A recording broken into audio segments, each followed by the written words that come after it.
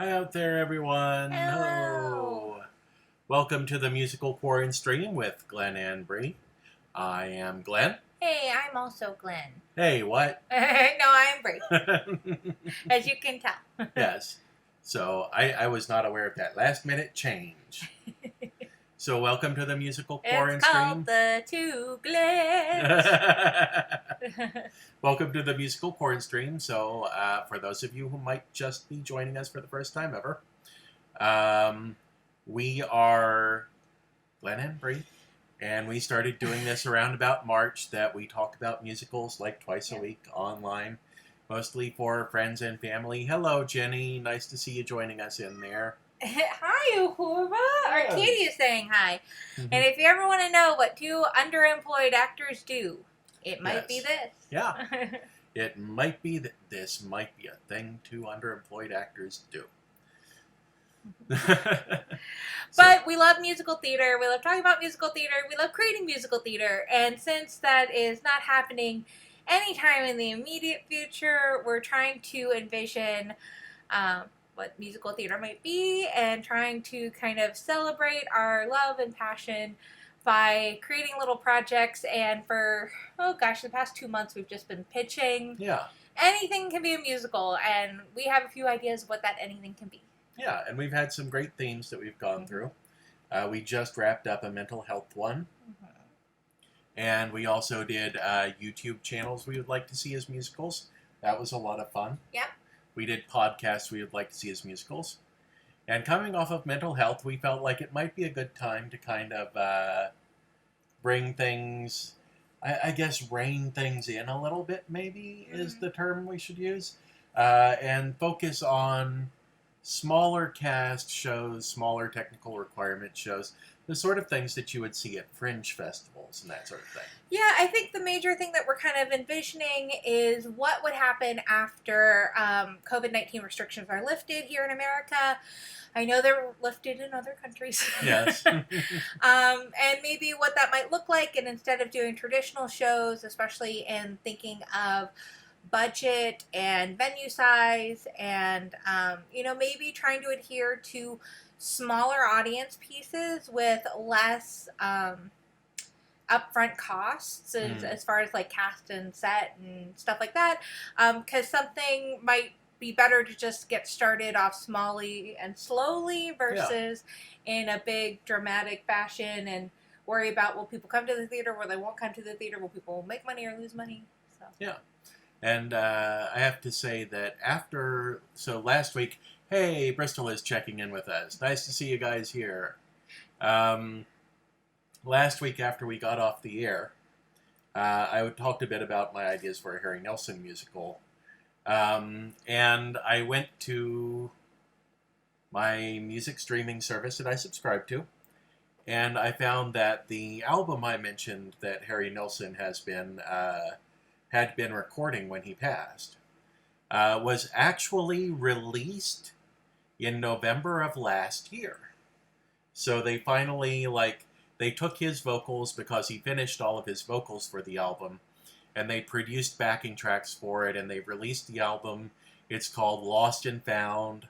Lost is spelled with 2 S's. Found is spelled with 2 N's, because Harry Nilsson liked doing that sort of thing with his titles. And I think I found, for a moment, I thought I found the finale song we were looking for. Oh, really? Yeah.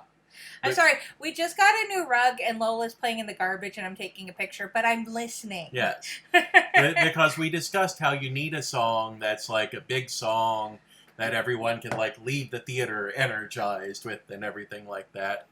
And there's a song on the album that is very specifically designed for people to chant along with and sing the chorus, and it's a hooray LA loves you kind of song and everything. And then I realized that the song is Yo Dodger Blue. And it's specifically about the Dodgers. And I was like, if you premiered this in New York, some people would have trouble with that, wouldn't they? So maybe that's not the best finale song. Yeah, you'll never make it on Broadway. Yeah. Ah, well. Unless you change it to Yankee Blue, or I don't know. I mean, you could love LA, but also I don't know. It's a bit of a stretch. You know, people who are bi-coastal, they've got to love both. They've got to hold both in their hearts. But people who just live in New York, they're still kind of upset about the Dodgers are no longer in Brooklyn. So, well, getting into kind of theater we've seen, Mhm. theater we've kind of been getting caught up on. One of my favorite theaters, which is Two River Theater in New Jersey, they're doing fundraisers with professional actors doing readings, and they have Your Blues Ain't Sweet Like Mine Mhm. up, and that was pretty good. I watched that the other day. Wait in the Wings, a channel on YouTube that talks about why were Broadway's musicals flops or hits, has Matilda that just went up, and that was pretty good. Yeah, I don't know. I've been watching a lot of murder mysteries, like to the point that we saw like a guy standing in a turn lane, and I thought, this is my moment. He's gonna wave us over to a dead body, and I'm gonna be the lady detective. So maybe I should watch something else for a little bit. Yes. It turned out it was just a guy who was standing in the middle of the turn lane because he was waiting to catch a taxi. So It was weird. yeah. It was super weird, but I thought this is my Miss Fisher moment. You should have seen the look of joy that crossed her face as she was like, "Oh, my Jessica Fletcher dreams are realized." But no. And we got coffee fairly uneventfully, which, I mean, for real life is really good. Yes. Coffee is eventful enough for real life, but you know. But yeah. Well, one of these days, you'll be around when a body is discovered and start putting together the clues. Well, Go ahead. Oh, I was gonna say, I was like, well, what do you want to say about art and theater and stuff? Well, I've been listening to a lot of audiobooks, and one of the books I've been listening to is an Audible original. Hashtag not sponsored. They're not sponsoring us at all. They should, though. Yeah, they should. We could do like MQ, Audible, 500, whatever the thing is. Like, hit us up, Audible. Hit us up, absolutely. Amazon. Or, you know, somebody out there, I'm sure you're a marketing genius. Like, this is the budding company. You help us out, and we will pay you some Audible money. But Bri's story just kind of segues very nicely into one of the things that I listened to, which is called The Real Sherlock Holmes, which typically when people do The Real Sherlock Holmes, they're talking about, like, Dr. Bell, who the character was based on and everything. But this was actually a biography of Sir Arthur Conan Doyle. And it had interviews with his, I think they said, great niece and great nephew. They played rare clips that people don't hear very often of Sir Arthur Conan Doyle himself and of Lady Jean Doyle, his daughter. And lots of really nifty information. One of my favorite things is, as a young man, he was a doctor on a whaling vessel. And the first 3 days, apparently, he could not stop falling overboard. So it's but by the fourth day. By the fourth day. It's actually in his journals. They have his original journals from that time. And it's like, day 1, fell over 4 times today. Day 2, fell overboard 3 times today. Day 3, managed to haul myself back on board the ship by grabbing the flipper of a seal I had just caught. And then day 4, literally the entry begins with, happily did not fall overboard today. So... yeah, I mean, I'll just kind of say I have not listened to the Audible audiobook, but it stemmed a very interesting conversation, the way that only 2 people who really love intellectually bantering can kind of come to a conclusion that this was a lot of fun. Yeah. So we were actually talking about copyright law and moral and ethical dilemmas, and, you know, what is the value of art in society, and when should copyright exist and not exist, and when should things turn over to, you know, the public, because the public certainly would believe that Sherlock Holmes is a part of their culture and their experience, and Disney, and it was just like, I had a lot of fun. We don't disagree on many things, but this was really fun to see 2 points of where we really kind of disagreed on things. And it's a nice point where we can disagree, and it isn't like, it isn't a deal breaker. It's not like, oh, I'm on the side of the public domain, you're on the side of the Disney lawyers, that sort of thing. Yeah, I think we both see like the value of art. Like in fact, Yeah. like I very highly curate a lot of my social media because there's a lot of like not so nice people out there, and I retweeted somebody and we had a really nice conversation about how the country needs a WPA again. Yeah. And how that's really important. And I actually was talking about, I found a wing of our hospital that had a WPA plaque, that this was built by, the men of Virginia. Mm-hmm. And I thought that was pretty neat. And so I was like, just agreeing with someone on Twitter was lovely. Yeah. It's possible. You can do it. Well, and if I may sum up our arguments fairly, I think fairly, basically what it comes down to is Bri is very much of the opinion that family is the most important thing. And when an artist creates a work of art and there's a family that survives them, that family should have say over ultimately what happens with the artwork.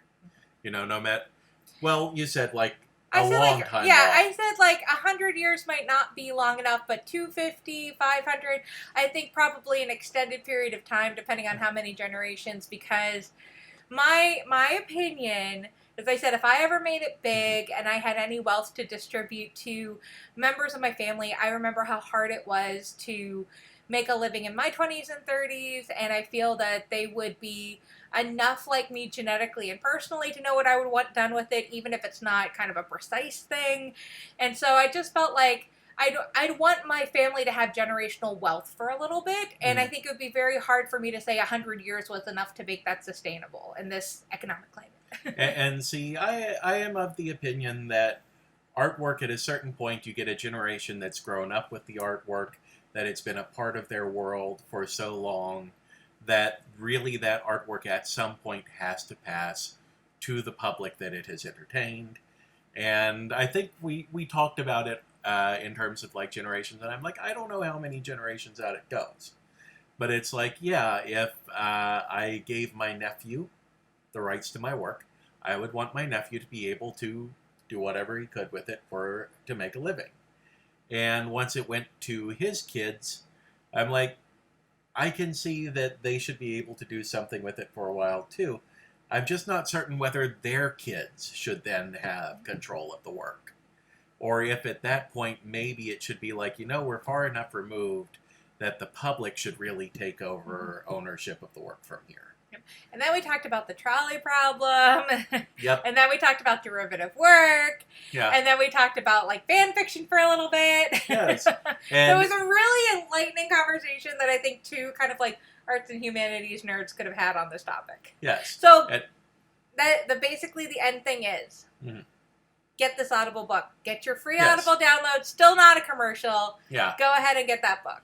And it is a very good book. And the reason it tied so well to Bri's story about thinking the guy was going to flag us over to show us a dead body is that toward the end of Doyle's life, he actually started consulting on cases that he went to lawyers when he felt that there was a grave miscarriage of justice and offered his services to the lawyers as the author of Sherlock Holmes to investigate their client's case and try to prove their client's innocence. So there's actually a really good PBS series that's basically this. Yeah.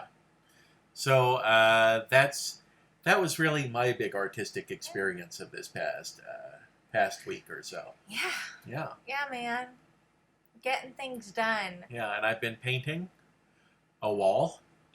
Not a painting, a wall. Painting a wall. So, we'll eventually get to paintings in a little bit. Yes. Yeah. It's like my next big goal, which I'm not here to shill for our coffee account down here. But my next big goal is I have found a pattern of a mask that has a frame that pulls it away from your nose. And with it being so hot and everything, I was like, oh, I'd really love to make this. And so I started putting little things in my cart, and I started being like, oh, I'm going to get this from Michael's, and I'm not going to go to Michael's, I'm going to have it shipped. And blah, blah, blah. It was like $50. And I'm like, I'm not spending $50 on more masks at this point. But if you feel like I should make this mask and you would like one or you'd like to see it, you could buy us a Ko-Fi. Yes. Absolutely. I mean, I'll eventually do it, but it's like a 2-week off project instead of a weekend project. and hey, we also have our bookshop. We do, which is growing by the day. And I found out recently that if you follow a link to bookshop.org through our link, and then you shop around on bookshop.org and you buy something that's not on our affiliate page, we still get an affiliate revenue from it. I discovered this because we now have something like $5 in our bookshop account. Nice. And not a single book was a book that was listed on our site. So, well, we'll take it. Thank Yeah. you, whoever did that. Yes, absolutely. I mean, I think like a lot of things, like a lot of other folks, is we're really hoping something like the Heroes Act get passed pretty soon, so that everyday Americans can have a little bit longer to get through this pandemic.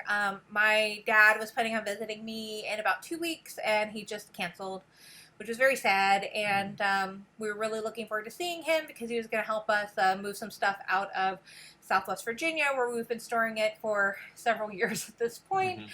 But no, that's not going to happen, and it's because the pandemic is really blowing up here on the East Coast as well as everywhere. I know that California's had some issues as well. Yeah. So we really are just kind of, again, we normally say this for the end, but please wash your hands, wear your mask. If you would like us to do another, PSA about wearing your mask, we've had some ideas. Yes. Are they all good ideas? Probably not. Are they all PG-13 ideas? Probably not. But we have some ideas that the American public might watch a PSA about. He also has the Captain America mask. So, if you want to see Glenn turn a chair around and sit and give you a rap like Captain America. So you were caught outside without a mask. You have to ask yourself, has this ever happened to any of the Avengers? Fair point, Captain America. Fair point. We're kind of in a great mood because we actually ate before the stream. It's really amazing what eating dinner before doing a show does for you. And I also took my pills pretty late in the day, so got all my vitamin energy. I wish I could have done my last week's show now. So I mean, I guess I'll kind of do a run through of both my shows because they're both going to go really fast. They're not really fleshed out. I will just be honest. These are just things where it's I think I could sit down and write them, and I think they'd be funny. So, I guess I'll start with what the title of this video is. If you've clicked on it on YouTube, you already know. But for everybody joining us in the stream, you probably came here from a Facebook post. But in case you didn't, we're gonna talk about CSI the musical, and this kind of stemmed out of I really like sounds. I don't know how better else to describe it. One of the things I really enjoyed was I found the Law and Order gavel sound, and I would just play it whenever anybody did something in my apartment. So it's somebody would come home from work, dun dun. Somebody would cook dinner, dun dun. I don't know why this is hilarious to me. I just think it's really funny. And this is kind of how CSI the musical came around as well. Is I really like that scream. And I know it has been parodied over and over and over again. It's just something that I think is really silly and goofy. And you've probably seen from a lot of other comedians. But I think that I have not seen a musical version yet. And I think that'd be fun. I think it would be really funny. I think you could do a lot of social commentary, especially about policing and crime and murder and Florida, which we all need right about now. I don't really have anything serious in my note deck about it, but it was just one of these things where it's I love just watching serial crime shows, murder shows. They're really relaxing for me. They're procedural, so it's two of my favorite things to watch are somebody gets murdered every week, and cartoons. And that helps a lot with, my anxiety about the pandemic. And so, if there has been a murder show on TV, Glenn and I have probably watched it together. Except you're not a big fan of true crime documentaries. No, that's the one thing is, horror and true crime, that's a little bit too close to home of, that could happen. I feel like murder mysteries is a little bit more, I guess it's, puzzling things out. It's always those LSAT problems. Who lives in this house and who got 3 peas each, and and I think that's why I kind of like murder mysteries. Is it all kind of started with those logic puzzles where it was a man was found in a locked cell with a puddle, and Yeah. Well, and to be honest about CSI, we've talked a little bit. This isn't a brand new idea. We've talked a No. little bit about CSI the musical as like a Star Kid style musical Yeah. parody for a very long time. I mean, it just has like those really dynamic characters that Mm. I think are really ripe for parody, and especially if you have like a whole bunch of character actors, like in something like a Forbidden Broadway, I think that this would be something fairly similar, and you wouldn't have to necessarily stay with CSI. I mean, there's like so many others. There's Bones, and I think Glenn really did it justice when he posted the event saying like CSI New York, CSI Miami, CSI Cyber. Cyber, yes. It's like there was CSI, Original Recipe. NCIS. Yes. NCIS, which I think NCIS is actually... different. Yeah, I want to say It's NCIS was Navy Murder. NCIS was a spin-off of another show. Like Jag or something. Yeah. That's what it was. It was a spin-off of Jag originally. There is like a lot of murder shows out there, and like I said, we've probably seen them all. If we got this completely wrong, let us know in the comments. But yeah, it's the thing that's always gotten me about CSI, and the thing I think would be a lot of fun to play with in like a parody musical, in addition to the sunglasses and the scream and all of that, is that I'm a big fan of police procedurals, or at least I used to be. There is not a spin-off of Law and Order that I have not watched at least 5 times. So I got very used to the idea of like police procedurals like Dragnet and Law and Order and how all of those work. And then CSI came along, and I watched CSI, and I think I watched one episode of CSI, and I was sitting there going, wait, so they're crime scene investigators, but they're also interrogating people, and they're also arresting people, and they're also like talking to the district attorney about how they're going to prosecute these people. And this isn't a police procedural. This is Judge Dredd. They also have like the wackiest, like sometimes like borderline offensive type murders. Yes. It's like, it's always just like, and then she had pearls and cocaine and was found in a bath of champagne for 3 days so that her feet swelled up to the side of her head. And I was just like, I mean, it's just really funky, bizarre murders that you just are like, this cannot be real. It's like very soap opera-y, very like, almost like Commedia type of bizarre, like, how did they get in this situation type of thing. It really feels like they came up with that perfect blend of the police procedural and the hospital show, where hospital shows like to go, especially ER and Chicago Hope, the two in my mind in particular, really like to go along doing the drama and everything for a while, and then they'll have one crazy medical mishap sort of thing. When I remember tuning into Chicago Hope for a few weeks, and one of the storylines they had going was that the surgeon during a heart transplant dropped the heart on the floor and then picked it up and put it into the person. And all of the things that, came about when they learned that had happened. And the thing that I remember out of that whole storyline is him meeting with the regents for the hospital. Mm-hmm. And them being like, here's the story and everything. And he's like, it was a heart. He says, a heart is solid muscle. I could have kicked that thing around like a football and nothing would have gone wrong with it. It still would have been good. And you just saw one of the regents go, can you please not tell the court that you could have kicked it around like a football? And that just stuck with me for some reason. But I feel like CSI had a lot of those. Yeah, CSI is basically like, do you like murder and do you like farce? Yes. I mean, it's murder farce. It's kind of its own genre.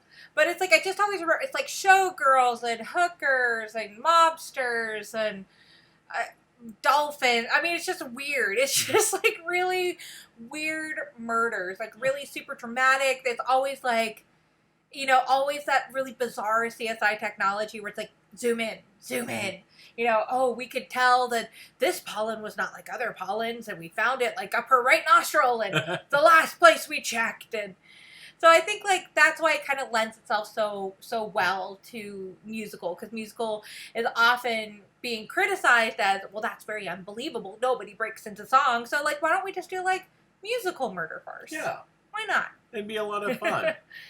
So it's just one of these things that I was, like, kicking around. Like I said, it's not really well developed, but it was one of the things I thought, like, I could probably write that, you know, in a couple months to a year and put it in, like, a Fringe Festival application. So figured we would talk about that. And then the other one, which you guys missed out on last Wednesday because I was getting my heart checked up, was there is this really famous, well, not really famous, but if you've ever read Mindy Kaling's books, she talks about how her and her friend wrote a Fringe show called Ben and Matt, which is basically her and her friend as two female comedians basically doing scenes as Matt Damon and Ben Affleck. And so I thought, well, you know, there's a lot of, like, I guess parody music groups that are, like, women, and I think it kind of came around, like, Garfunkel and Oates and stuff like that I thought I would really love to see, like, the Gart Funk vlogs. I just think that would be hilarious. I think seeing two women sing, you know, Simon and Garfunkel, especially since, like, I feel like, and we've seen this on the internet where we see most things now, where all the little kids know "Hello Darkness, My Old Friend" because of trolls. Where I'm like, you know what? Let's catch all those high school kids who would think this will be cool. Yes. But I don't know. I thought, like, that would also be kind of a really fun piece to kind of, like, write and perform, and I could see that as a Fringe. I do have some. I'm downselling myself a bit because I was like, I do have better ideas, but I'm not telling you those better ideas because I'm actually going to write those ideas first. I have told a few other people, like the ones that I'm really looking forward to doing, and I'm kind of hoping if things keep going normal and we don't have a massive, huge second wave because all the college students come back on August 17th, and I'm in a good mental headspace, I might start writing some of them because I think that's, like I talked about in the last episode, I've always wanted to create a Fringe show. I always wanted to kind of uplift other artists. Like, I've always wanted my own theater company. I've always really enjoyed sitting on boards and connecting community members and kind of just being part of that world because it inspires me. It makes me feel more energized to write things for people and for myself. I love performing.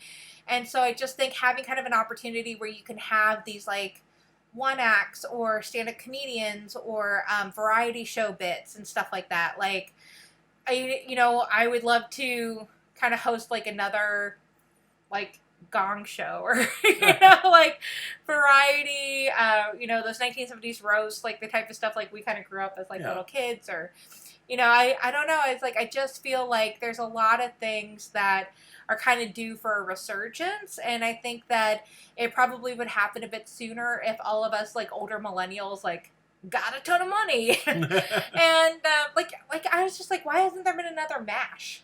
Yeah. Like, that's really weird. Like, to me, that's really weird. Like, I mean, I grew up and, like, I had baby clothes of MASH. Mm-hmm. Like, I think MASH in Dallas was, like, most of my childhood. Mm-hmm. But I was just like, man, we should have had another something like that, right? Because we've had so much Iraq and Afghanistan war, but it was, like, really highly politicized. But it was, I don't know. But these are the things I think about. And so one of the things is, like, I really love variety shows. I really love talent shows. And in fact, like, I had to be dragged kicking and screaming, but I did a talent show with my neuroscience students at Ohio State. And that was really hard. It was like we were not prepared. We did not have theatrical space, but the kids are amazing. Mm-hmm. It was so entertaining. And there are, like, nights I still think about that finale number and how freaking talented that woman is. Because she sang Never Enough from The Greatest Showman. And I think she's better than the soundtrack. And I was like, she is wasting it on neuroscience. She's going to be an amazing neuroscientist. She has great grades, but it's still, like, just such a powerful voice. And it's just, like, I feel like that's the power of art, right? Mm. We're watching things that make us happy. We're looking for things that are, able to tell our story, be a historical record keeper. We're looking at things to kind of be moments of protest. We're looking at things to be moments of healing for us and calm. And I feel like art does all those things. And I think that that's kind of where, in some small extent, I like doing that through comedy and things like this. And and pieces that would go in a fringe show, because I feel like sometimes like we all need to laugh together and we all want to kind of share our creations, and maybe it's not all going to be this big Broadway thing, as much as I love those things, but I feel like giving local people who have to work a 9-to-5 job in order to put food on the table still have a lot to offer. And I think having a fringe show that would be in Southwest Virginia, that would be in Central Virginia, I would really enjoy. And I know that there's already a lot of things out there, but I think that that would be one of my dreams to achieve, when we can all like touch other people and rehearse and be around other people. Yes. So. Well, it's a very nice dream. Yeah. So that was kind of like, a quick rehash of last Wednesdays of what you might have seen, and just kind of an idea of like where we're going. So it's like, I will kind of encourage you, if you're in the chat, or if you would like to comment, what do you kind of think of something like, Law and Order the Musical, CSI the Musical, like something like a crime procedural or something like that. Well, now Law and Order the Musical is actually what I'm doing on Saturday. So, so if you post any ideas for Law and Order and the Musical, just know he won't read them until Sunday. I was going to say you legally recognize that I am working on this idea and may have parallel thoughts. That's like yes. That's derivative art for you. We all grew up in culture. What can I say? Yes. But I was like, I would love to hear other people's ideas, and what do you think are kind of like your favorite TV shows? I think that, that's something that we're going to do later, is we talked about, what are things from our childhood that we'd like to see as TV shows. Yeah. Like, we watched a lot of Golden Girls. We watched a lot of like Three's Company, and those might be two of the TV show things I'm pitching in about 2 months. But, yes.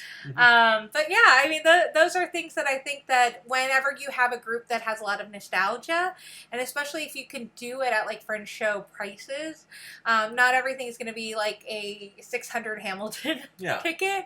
Some of it could just be like, $35 to $50, and that's a nice night out. It might be a bit of a stretch for everybody, but I think that's kind of an average what you would expect to, pay back actors and pay back space and, musicians and stuff like that, and people still consider like, oh, I had a lot of entertainment for that amount of money.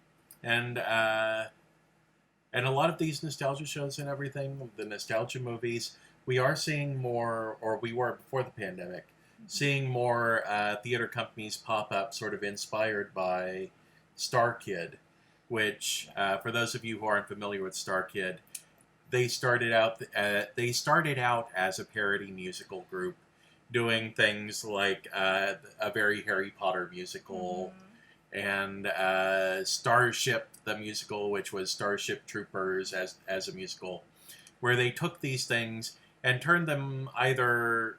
With Harry Potter, it was like they twisted it around and made it crazy. Which is another Star Kid musical, is Twisted. Yeah, and with Starship and Annie, which was the Anakin Skywalker musical, and all of these, they took ideas, they took modern stories and sort of crammed them into a Disney musical framework. So Starship Troopers became a musical about understanding people who are different from you and the importance of friendship and that sort of thing. And it's absolutely hilarious. And they have these like amazing puppets. Yeah. Where it's like half their size and they're bugs. It's really cool. And you can watch that on YouTube. You can find it on YouTube. Just search There's curses, though. Starship the Musical. There's swears. Yes, there is. It's got puppets. Don't show it to the kids. But there were others who were starting up who were doing things like Halloween the Musical, based on the movie Halloween, and things like that. Yeah, what did you show me the other day from Universal Studios? Like there was a Creature of the Black Lagoon musical. That was an official product. Yeah, that was an official product. Universal Studios in their theme park had a musical based on Creature from the Black Lagoon. But one thing, I encourage people, you should go out there and do that. You should have fun with these things that you like. But one thing to be careful about is, do not just do the script of the thing you watched as a fringe show, because that's what happened with Faulty Towers Live. Was they were basically just doing the script from the original episodes and turned out that nobody had ever gotten permission to use those scripts. So Yeah, like what I think that people are saying is pretty successful is if you go into it with a loose understanding of the plot and kind of almost do like a bit of a fan fiction and kind of come from the heart of it, that's generally like what people are expecting when you do kind of an adaptation or kind of a translation. And have some fun with it. Don't be afraid to make fun of things that are funny, even in something that you love. So. Well, and I would say, like, the one thing that has always been a joy as a performer is, like, getting to have ownership over stuff and putting things in the show because you can do them. Yes. So I feel like, you know, when we talk about, like, fringe shows in particular, like, because they're new, I would encourage people to be highly collaborative in them because you don't know when people are going to kind of surprise you with what they're really talented in doing. Like, I mean, I did children's theater a really long time ago, and I just remember, like, you know, just seeing what the kids wanted to do, and I was like, I'm probably, like, full disclosure, I'm probably the worst child director because I'm just like, yes, do that, and they're all like, that's dangerous for a child. But, like, I don't know, I had a kid that was just really interested in, like, carrying around a ukulele and playing it, and so I let them, and then they like wrote a little song, and I was like, yeah, we're gonna put that in. And so I feel like the more you kind of encourage that type of collaboration, I think you're gonna get a more emotionally resonant show, because I think that everybody really enjoys seeing people have fun on stage and like each other on stage. And so I think that would be my big piece of advice, is not only don't try to adhere everything strictly to the letter of the adaptation or the translation, but also let people bring in their own talents and joys. Yeah. And if you get good enough at it and you've done it enough and everything, StarKid eventually moved on to making original shows. They made Firebringer, which is an excellent show. They made, it was a spin-off group. Made the Solve It Squad and Spies Are Forever. Yeah, which I also love. Yeah. So they have original shows now that are not parodies, but they're original work. And I will say, like, if you do like horror, you know, like kind of the horror genre, it's not necessarily like strictly that, but StarKid is now doing kind of like these, would you say like George Romero, John Carpenter style type of the George Romero musicals? or not George Romero, can't think of the guy's name now, but the Return of the Living Dead movies. Yeah. His producing partner on the original Night of the Living Dead made those. Yeah. So there's the guy who does it, the guy who didn't like musicals, there's the guy who doesn't like musicals. They're close enough. If you start Googling the guy who didn't or doesn't, you'll probably see it. And Black Friday, which I've watched both, and there's definitely funny parts, and I definitely like some of it, but I think what really got me into StarKid more than just the parodies, because of course seeing like a Harry Potter musical is like really fun, and you know, we're kind of all growing up in that generation. I like the theme of friendship saves everything. I want friendship to save everything. I'm a people person, despite my blood pressure saying that I get nervous and anxious around people and trying to kill me. My heart is just very big for people, okay? I kind of miss that, because they do follow more strictly through the trope of we're still in danger, or you don't know if we're all okay, and to me, I was like, it makes me sad. I want to be happy after a musical, despite everybody being very talented. And so I was like, I feel like my criticism is not a fair criticism. It's a personal preference. And so if that sounds like something like you'd like to watch, everybody's really talented. It's really clever. It's really entertaining. But for me, I would say I love Twisted, which is like a parody of Aladdin. I love Holy Musical Batman. That's like one of my favorites, to the point like I bought a shirt with lyrics on it. And then I really like Firebringer, which is like women should be in charge. Yes. Firebringer is like, you know what would have been awesome if back in the Stone Age we'd established matriarchies. And it's very polyrhythmic, and of course, like, you know, being in high school and listening to like Rusted Root and Dave Matthews Band, like it kind of sounds a little bit like that. Very percussion heavy show. Yeah. And The Trail to Oregon. That's a really good I love that one too. Yeah, where they actually like So if you're a millennial, or you had a family computer where you played Oregon Trail, essentially, like, they started off where it's like they can pick all the names. Yeah. So, like, the audience gives all these suggestions about what they're doing, where they're going, and then they have to sing around that, which is not a new concept. Like, we've seen that in Whose Line Is It Anyway, and theater sports and stuff like that.